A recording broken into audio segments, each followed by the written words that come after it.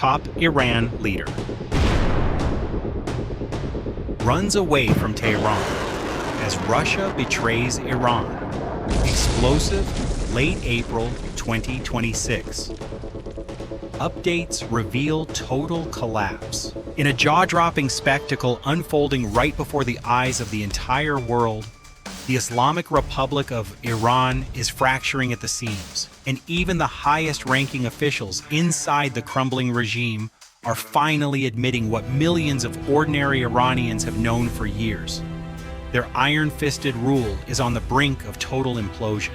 For decades, the mullahs in Tehran have pounded the drums of defiance, preaching a gospel of unbreakable self-reliance, a so-called resistance economy, and the arrogant boast that Iran could stand alone against the combined might of the West and survive. They built their entire propaganda machine around this myth, using it to justify crushing dissent, imposing brutal sanctions on their own people, and exporting chaos across the Middle East. But now in these final days of April 2026, that carefully constructed facade is shattering like glass under the relentless pressure of American resolve and a devastating naval blockade. The hatred this regime has sown for years through proxy wars, terrorist funding, and ruthless suppression is finally coming back to haunt them in the most spectacular way imaginable. Just yesterday, in a move that screams desperation and betrayal on the global stage, Iran's top foreign minister fled Tehran under the cover of secrecy and jetted straight to Russia. He wasn't there for a friendly chat between partners.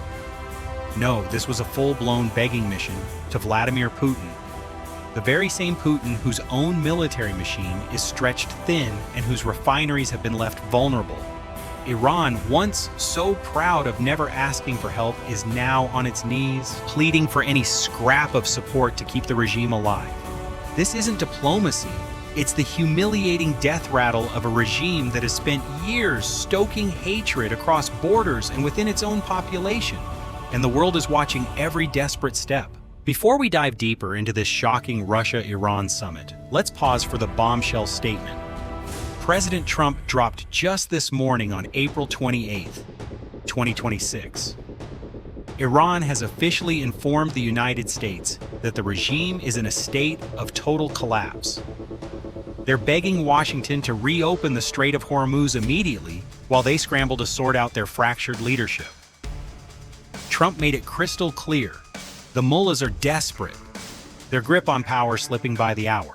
This isn't spin, it's reality, hitting them like a freight train. The hatred the regime has cultivated for so long through its nuclear saber rattling and attacks on civilian shipping has isolated them completely. Allies are turning away, and even their so-called partners are starting to see the writing on the wall.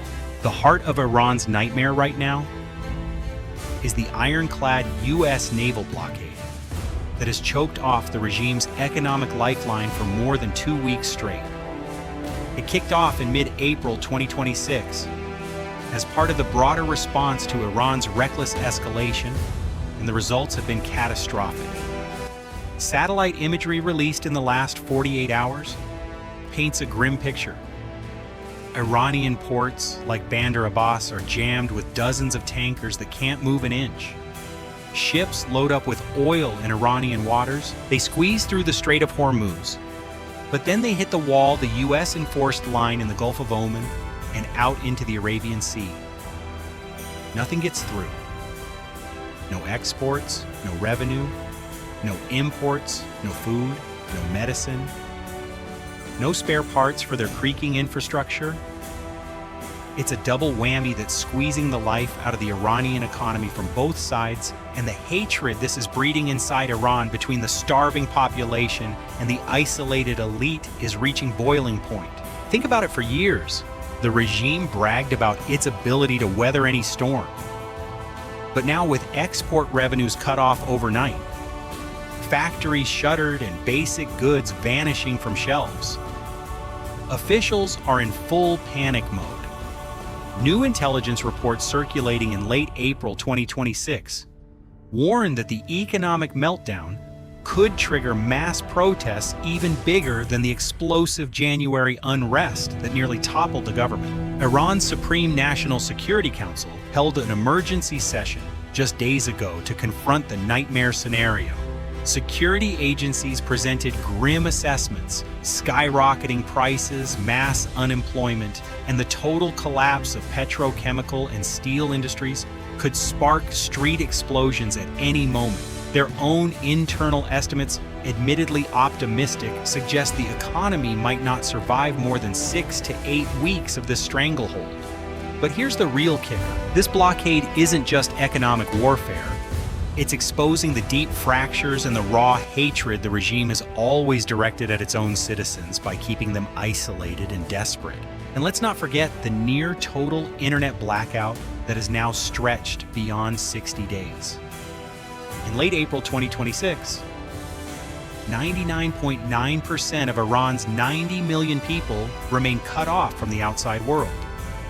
Regime officials privately admit this digital iron curtain has already thrown around 20% of the workforce, especially those in online and freelance sectors, into immediate unemployment.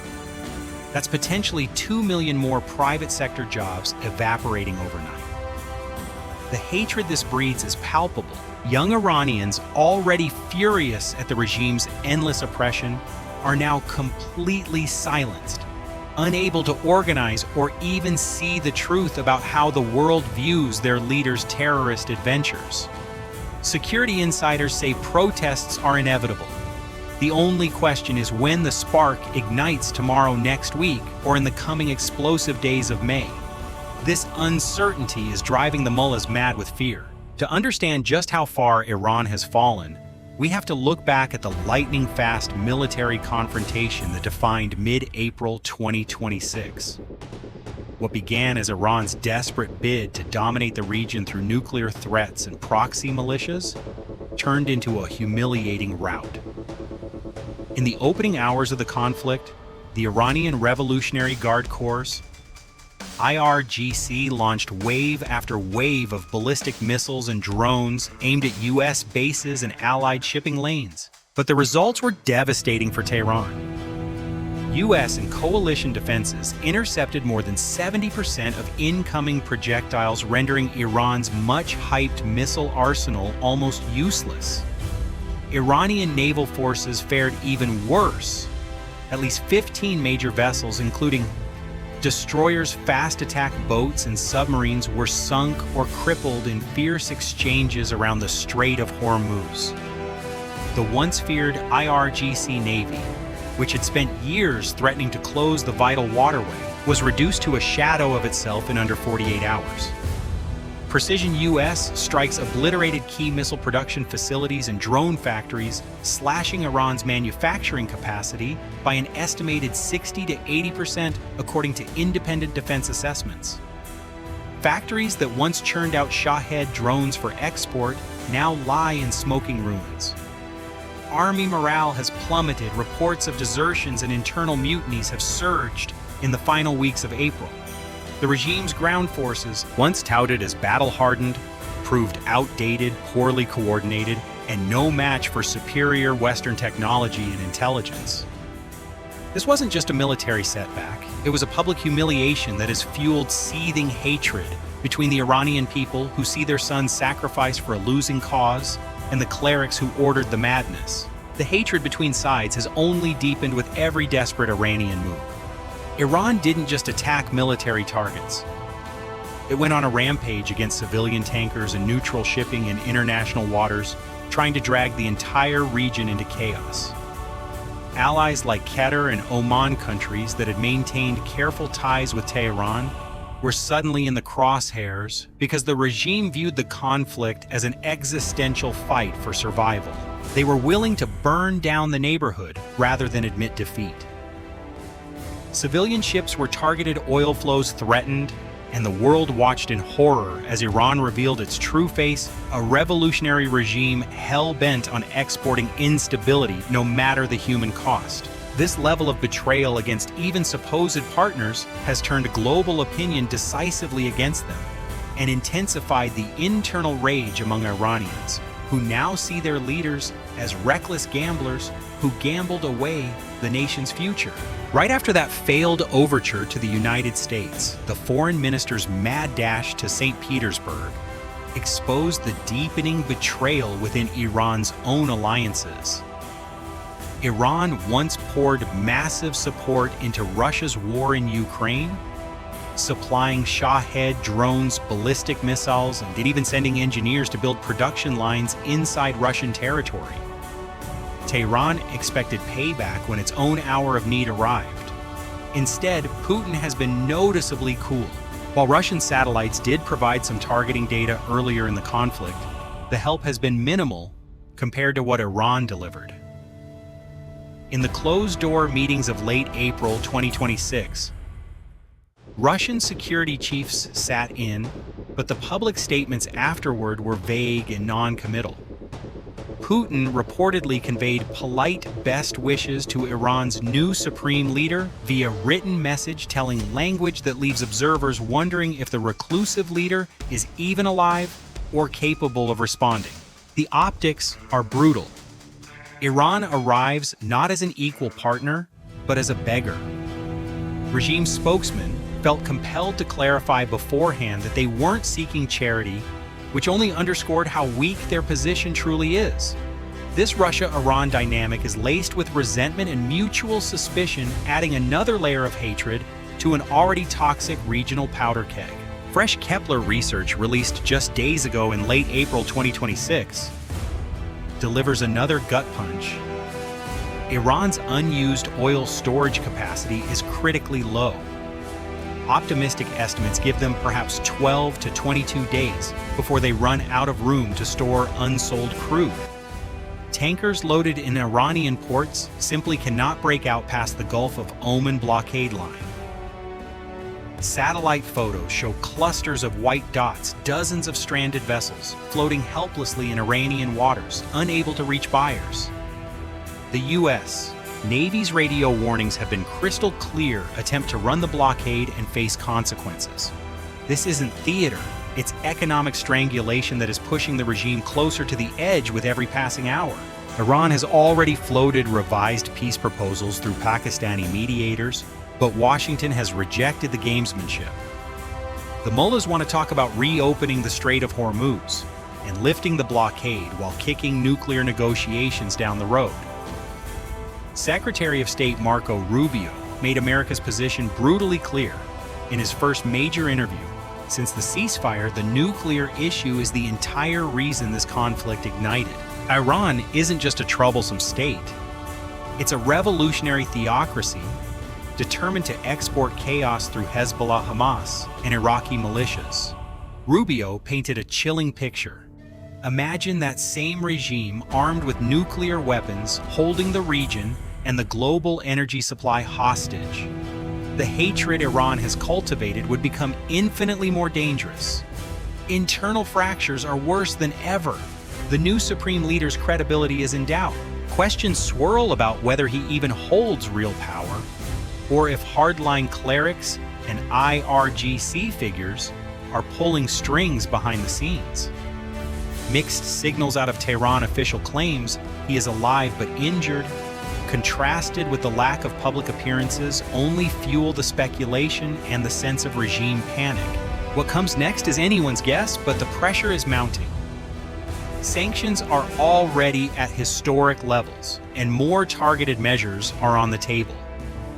The world has seen Iran's true nature exposed, a regime willing to attack allies, terrorize civilian shipping, and sacrifice its own people's future just to cling to power. The hatred they have sown is now reaping a whirlwind. Hey folks, right here in the middle of this unfolding drama, what do you think is Russia truly betraying Iran by offering only crumbs of support, while Tehran desperately needs a lifeline? Or is Putin playing a much deeper shoulder geopolitical game? Are the Iranian people about to rise up again in even bigger protests? Or will the regime find one last brutal way to hang on? Drop your honest thoughts in the comments below. We read every single one, and your voice helps cut through the noise of regime propaganda and bot armies. This isn't just about distant headlines, it's about the future of stability in the world's most volatile region. As we wrap up these explosive late April 2026 developments, one thing is crystal clear. The Islamic Republic's days of unchecked aggression and self-delusion are numbered. The combination of military humiliation, economic collapse, internal betrayal, and global isolation has created a perfect storm. The regime that once bragged about standing alone now begs on the world stage while its people seethe with long-suppressed rage. The hatred it has directed outward at neighbors at the West, and even at its own citizens, has finally turned inward with devastating force. Secretary Rubio put it perfectly after this conflict: the eyes of the world are wide open to the threat Iran poses. No longer can anyone pretend this is just another regional dispute. This is a revolutionary regime that attacked civilian infrastructure, targeted allies, and gambled everything on terror tactics, only to watch its navy sink, its missile factories burn, and its economy grind to a halt.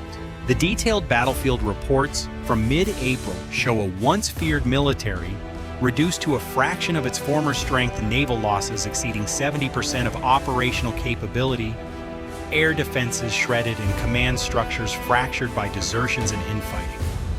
These are not abstract numbers. They represent a total strategic collapse that has left the mullahs exposed and vulnerable. And yet even now, sources close to the Iranian leadership whisper about one last revised peace offer coming in the next few days.